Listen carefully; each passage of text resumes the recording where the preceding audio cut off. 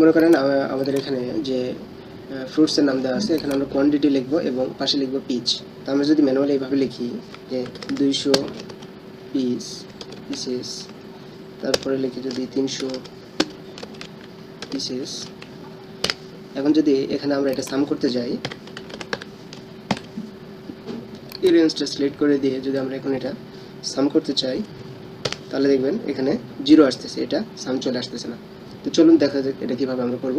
আমরা এখানে শুধু কোয়ান্টিটি লিখব, এখানে পরে পিসেস এই লেখাটা চলে আসবে। তো এটা করার জন্য পুরোটা আমরা এখান থেকে এটা ডিলিট করে দেই, দিয়ে এখান থেকে পুরোটা সিলেক্ট করে নিয়ে কিবোর্ড থেকে আমরা Ctrl+1 প্রেস করব। Ctrl+1 প্রেস করলে এরকম একটা ডায়লগ বক্স চলে আসবে। তো এখান থেকে আমরা কাস্টমসে যাব, কাস্টমসে যাই, এখানে যে জেনারেল লেখা আছে এই লেখাটাকে মুছে দেব,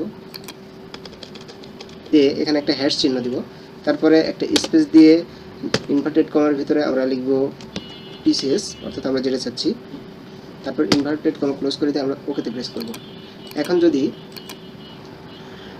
এখানে আমরা যদি সংখ্যা লিখি, যেমন 200, 300, 250, 450, তাহলে এখানে আমাদের এগুলা কিন্তু সামগুলো এখানে চলে আসতেছে।